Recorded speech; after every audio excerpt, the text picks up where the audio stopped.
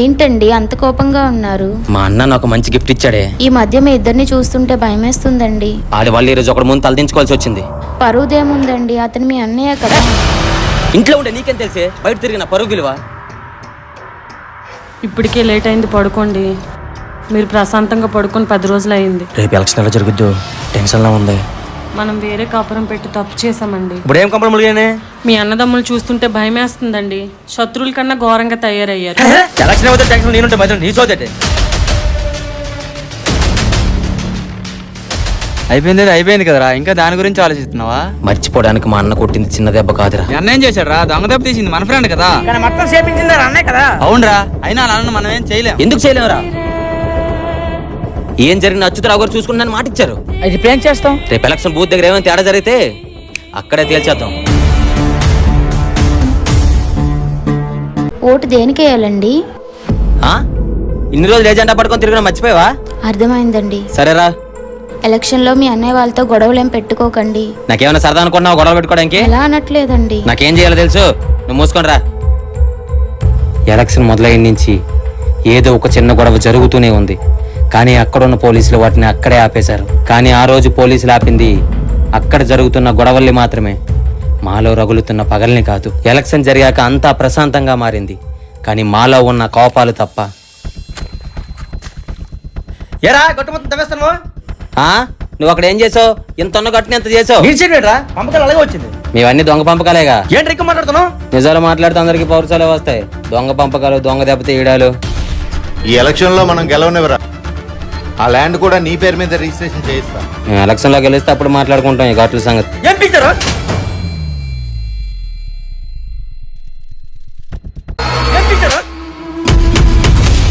నా కొడుకుని తరిమి తరిమి కొడతా చూడరా. మీకేమైనా నేను చూసుకుంటారా? మీకు నచ్చింది చేయండి. మనం గెలిస్తే మీ అన్నిలు కూడా నీ పేరు మీద రాయించినట్టు అది లెక్క కాదురా.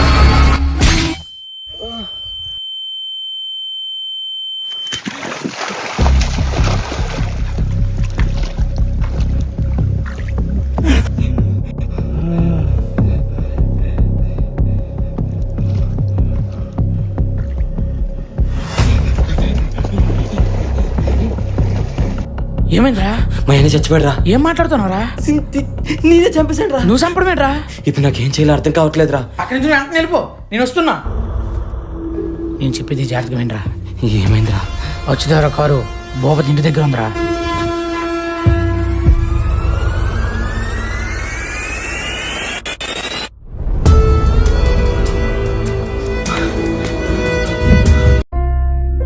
మన ఇద్దరిలో ఎవరో ఒక్కరమే గెలుస్తాం, కానీ లాభం మాత్రం ఇద్దరికీ ఉండాలి. నాన్న చెప్పేది ఏంటంటే అన్న, నాకు అర్థమైందిరా.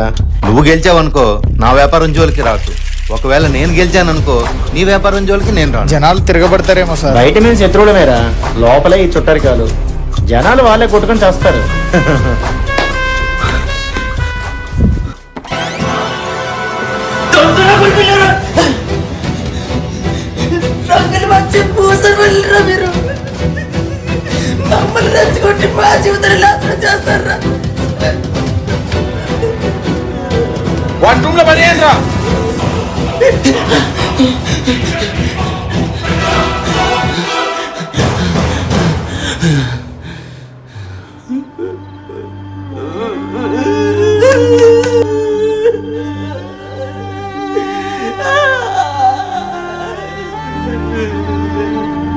అరే ఎక్కడున్నావురా? ఇంటి దగ్గరలోనే ఉన్నాను రా. చంపింది నువ్వేం తెలుసుకుంది, ఇంటికి రాకరా. కొబ్బరి చెట్టు చాటు నుంచి చూస్తున్నాను రా. ఇంటి దగ్గర చాలా మంది ఉన్నారా, నువ్వు ఎక్కడికి వెళ్ళిపో.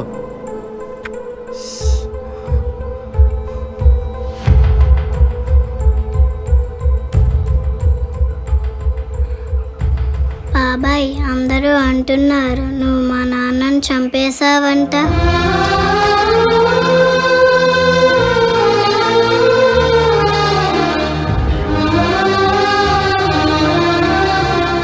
ఎందుకు ఏడుస్తున్నావు బాబాయ్?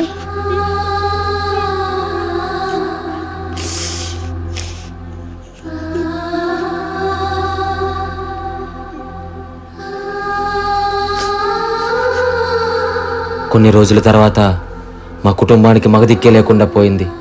పోటీ పడ్డ నాయకులు బాగానే ఉన్నారు, వాళ్ళ కోసం గొడవకు దిగిన నా బతుకు మాత్రం జైలు పాలైంది. నీకెన్నిసార్లు చెప్పానమ్మా ఆ రాజకీయ నాయకులు గడప తొక్కొద్దని. నేను నీకోసం ఏం చేయలేకపోయినరా. అసలు ఏమన్నారమ్మా?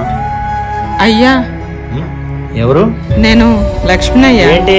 మా అబ్బాయికి ఏదైనా జాబ్ వేపిస్తానన్నారు. జాబా? అసలు నీకు ఎవరు లోపలికి రానిచ్చారు? ఓటేసి గెలిపిస్తే ఇలా మాట్లాడతారేంటయ్యా? ఓటు నాకేసేమని గ్యారంటీ ఏంటి? రే ముందు తను బయటికి లాగేయండి. ఇప్పుడే రిజల్ట్ చూసా, నాకు జాబ్ వచ్చిందమ్మా.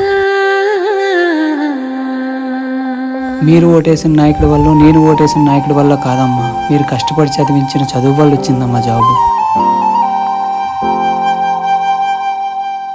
వెళ్ళేదారుల్లో ఆకాశం తోడుంది, హద్దే నీకొద్దు, నీ నువ్వే వీడొద్దు. చదువుకునే వయసులో పార్టీ జెండా పట్టుకొని తిరగడం వల్ల వీడికి రోజుకి 500 రూపాయలు వచ్చింది. కానీ వాడికి ఆ రోజు అర్థం కాలేదు, ఎలక్షన్ ముందు 5 రోజులు తప్ప మిగతా రోజులు వాడికి 5 రూపాయలు కూడా ఇవ్వరని. కానీ వాడికి ఆ రోజు అర్థం కాలేదు, చదువుకునే వయసులో అంత డబ్బు రావడం వలన కొత్త వ్యసనాలు వాడిని చుట్టుముడతాయని. పైన పార్టీ మారితే కాదు, మనం కష్టపడి చదివి మన స్థాయి మారితేనే మన బ్రతుకులు మారతాయని ఈ కుర్రోడు నిరూపించాడు. మా ఇద్దరు అన్నదమ్ములు ప్రేమగా మాట్లాడుకుంటే అయిపోయి ఈ భూమి పంపకాల్లోకి రాజకీయాన్ని తీసుకొచ్చాము. మనల్ని రెచ్చగొట్టే నాయకులు బాగానే ఉంటారు, ఎందుకంటే ఒకరి కాలర్ ఇంకొకరికి అందదు కదా. కానీ వాళ్ళు రెచ్చగొట్టి వదిలేసిన ప్రజలు అలా కాదు కదా.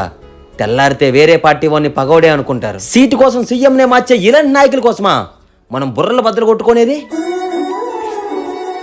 జూన్ 4న ఎలాంటి గొడవలకి వెళ్లకుండా ఉంటారని ఈ సిరీస్ తీశాను. ఈ సిరీస్ కోసం మా టీం అందరం చాలా కష్టపడ్డాం. ఫాలో చేయకపోయినా పర్లేదు,